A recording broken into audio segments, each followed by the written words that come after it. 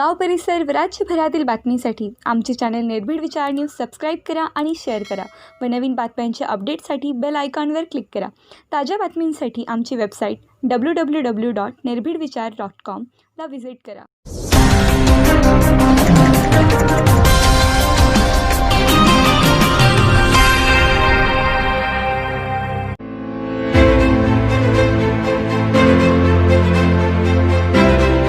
आता भाऊ, भारतीय जनता पक्षामध्ये ते माझे नेते होते आणि आजही ते माझे नेते आहेत.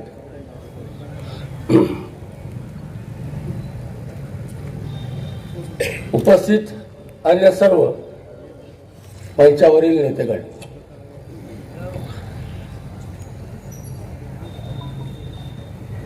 भाऊंनी डॉक्टर उत्तमराव पाटील साहेबांनी सांगितलं की भाऊंनी खूप सहन केलं. मी तर जाहीर टीव्हीवर पण सांगितलं, भाऊंच्या सहनशीलतेला आपला सलाम आहे.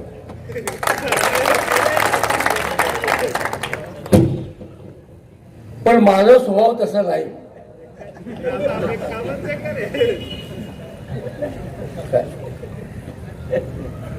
मी भाऊ नुसतं राजीनामा दिला नाही, तर तिथे सांगितलं त्यावेळेच्या मुख्यमंत्र्यांना, तुम्ही मला म्हणाले एका जवळ की आम्ही अनिल गोटेंना आमदारकी दिली. ते नाही, मी असं बोललो नाही. म्हटलं बाहेर माणूस उभा आहे, तो जर हो म्हणाला तर या ठिकाणी फार काहीतरी वेगळं घडेल. त्याला आठवलं असेल की हरिगोविंद वर्तकच्या काल्पनिक वाजवली होती मी, आणि ती सुद्धा 1972 मध्ये. ते नाही बोललं गेलं असेल. म्हटलं ही दिलेली आमदारकी राजीनामा आणि हे तुमच्या पक्ष सदस्यत्वाचा राजीनामा मुळी करा आणि सुरक्षित ठेवा. आजपासून माझं काम आहे तुम्हाला मुख्यमंत्र्यांच्या खुर्चीत बसू द्यायचं नाही. यावेळेला उद्धव ठाकरे साहेबांचा शपथविधी झाला, मी त्याला निरोप दिला, मेसेज केला, देवेंद्रजी नियतीने कपटीपणाचा पराभव केला आणि प्रामाणिक माणसाचं म्हणणं मान्य केलं.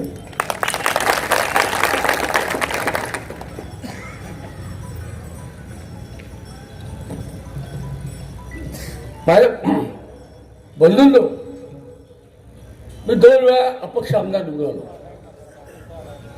2014 मध्ये अतिशय गंभीर आजाराने मी ग्रासलेलो होतो. मला चालता येत नव्हतं, एक वर्तमानपत्र हातामध्ये घेता येत नव्हतं. असा GBS नावाचा अतिशय गंभीर आजार झाला होता. भाऊजी मला बोलवलं आणि मला म्हणाले, अण्णासाहेब तुम्हाला धुळे शहर मतदारसंघातून उभं राहायचं आहे.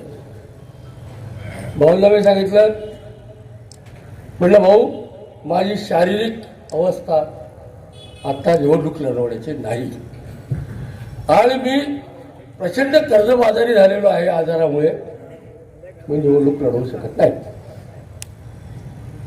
भाऊ म्हणाले, तुम्ही जा फॉर्म भरा, बाकीचं मी सगळं बघतो. तर तुम्ही लोकसंग्रामतर्फे लढणार की पक्षातर्फे? म्हटलं भाऊ तुम्ही तिकीट दिला तर मी लोकसंग्रामतर्फे लढेन असं म्हणणं मी इतका कृतज्ञ नाही. तुम्ही सांगता मी भाजपतर्फे लढेन. आणि गेल्या 70 वर्षामध्ये भारतीय जनता पक्षाचा धुळ्यामध्ये झेंडा लागला नाही, तो या अनिल गोटेने लावला. निवडून पहिली मुलाखत दिली टीव्हीला. म्हटलं खानदेशमधले आमचे नेते नाथाभाऊ हे मुख्यमंत्री झाले पाहिजे. झालं, त्यापासून आमच्या नावाला मारली.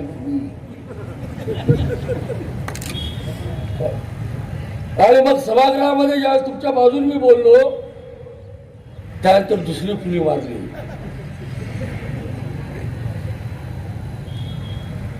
मला त्याच्या वागण्यावर लक्ष देत होतं. बोलू नका तेव्हा, थांबा. हो मला त्याच्या वागण्यावर लक्षात येत होतं आणि मी त्याला सभागृहामध्ये सटकवत पण होतो. मला माहिती आहे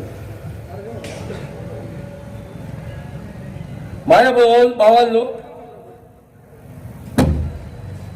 हे लोक आजच्या भारतीय जनता पक्षात असलेले लोक यांचा जनतेशी काही घेणं देणं नाही. हे दलाल आणि व्यापारी आहेत, व्यापारी.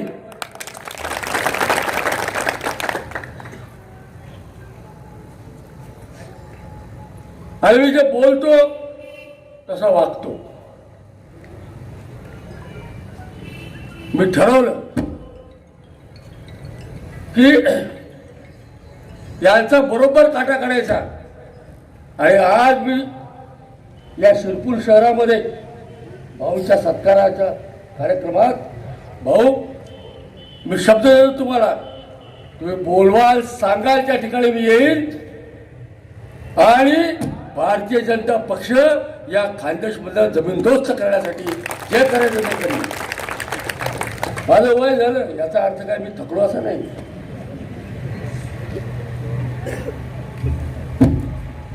पान जरी पिवळं झालं असेल तरी ते अजून हिरवा आहे.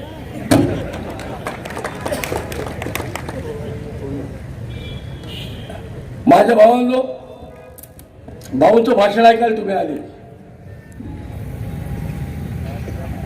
महाराष्ट्रामध्ये 2 विदूषक आहेत, 2. एक चंपा चंद्रकांत पाटील. मी म्हणत नाही, आणि शपथ केली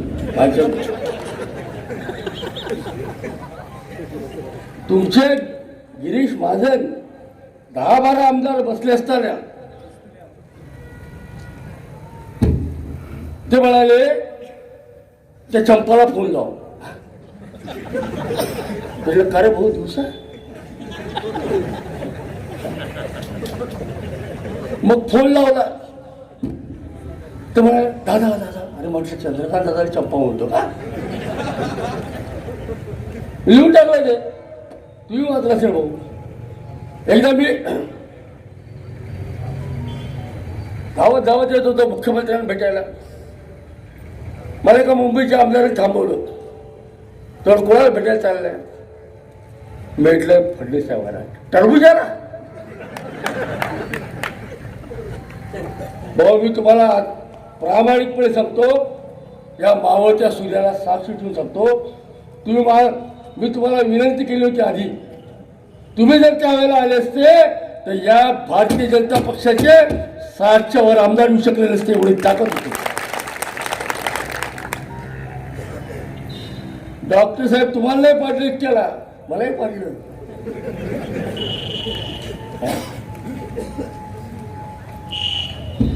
मला पाण्यासाठी हा पिस्तुल्या जामनेरचा फुटेल डबड यांनी 14 कोटी रुपये दिले. 14 कोटी. 2 कोटी रुपये MIM वाल्याने दिले. मी जाहीरपणे बोलतो, हिंमत असेल तर माझ्यावर केस करून दाखवा, सिद्ध करून देईल. आणि प्रचार केला भाऊ शेवटचे 2 दिवस. मुसलमानाला तरी चालेल, अनिल गोटे नको. का बरं, मी घोडे लावतो म्हणून.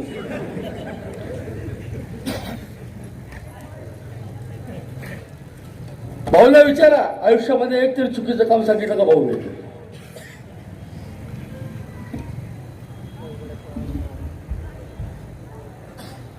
आपलं आहे ते सगळं साफ आहे. आणि मी आज भाऊ या स्टेजवर जाहीर करून जातो की येत्या आठवड्यामध्ये या टरबुजाचा एक मोठा घोटाळा मी बाहेर काढण्याच्या राहणार नाही. तुम्हाला सांगतो, दिल्लीपासून दिल्लीपर्यंत हादरले या अनिल गोटेचं नाव बदलून टाका.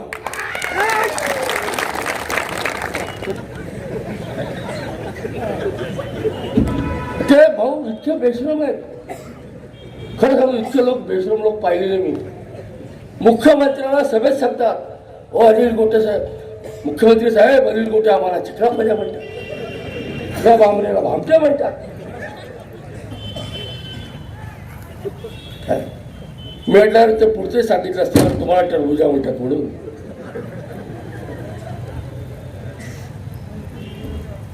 मी आज या ठिकाणी जाहीर आवाहन देतो, जाहीर 31 डिसेंबरच्या आत या चिखला फद्याने हात घातला तर बापाच्या ओलाच नाही सगळं.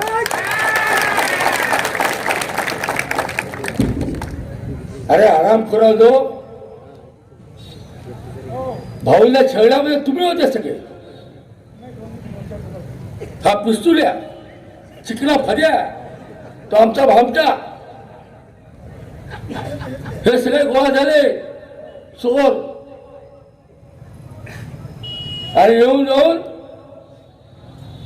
साहेब ते खडसे साहेब लावला, साहेब ते खडसा साहेब हा अनिल गोटे खडसेचा माणूस आहे. मी एकदा म्हणालो, तुम्ही विचारू शकता देवेंद्रला कधी, मी म्हणालो असे काय आरोप लावता तुम्ही, हा याचा माणूस आहे, हा त्याचा माणूस आहे. पक्षाचं कोणी आहे का नाही, का तुमचेच आहे सगळे? नाही असं नाही, असं नाही. माझ्या भावांनो, मी तर भ्रष्टाचाराच्या विरुद्ध आयुष्यभर लढत आलेलो आहे. हे चुरमुऱ्याचं पोतं,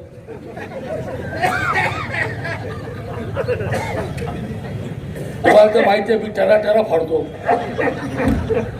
हा, मी राष्ट्रवादी काँग्रेसमधल्या सगळ्या कार्यकर्त्याला जाहीरपणे सांगतो, यानंतर जर मला कोणी रात्री अपरात्री बंगल्यावर गेला असं कळालं तर त्याची हकालपट्टी केल्याशिवाय राहणार नाही.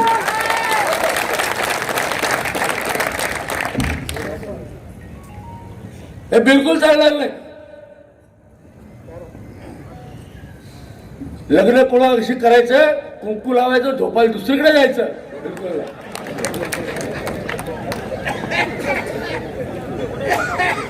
इथेच आहे.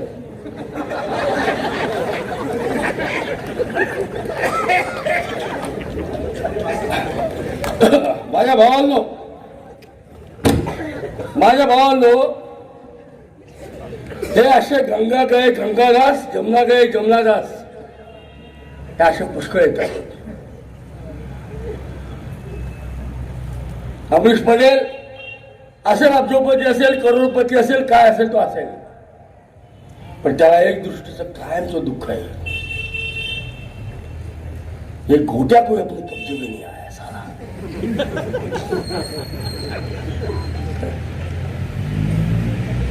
आणि मी तुमच्या सगळ्यांच्या समोर सांगतो की पुढच्या विधानसभेची मी तयारी आतापासून सुरू केलेली आहे.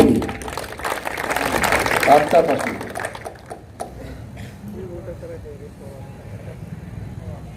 माझ्या पद्धतीने एक एक माणूस एक एक म्हणी मी व्हायला सुरुवात केली आहे. शिवाजी गिरीधर पाटील सिंदखेडामध्ये निवडणूक लढवली, कोणी आमचे दिगंबर भाऊ उभे राहतात. हे मधू भाऊसाहेबांचे जीवसचे कंठस्थ मित्र,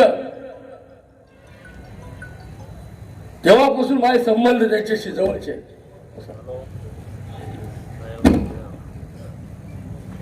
हे म्हणे मधू कसा येशील निवडून तू?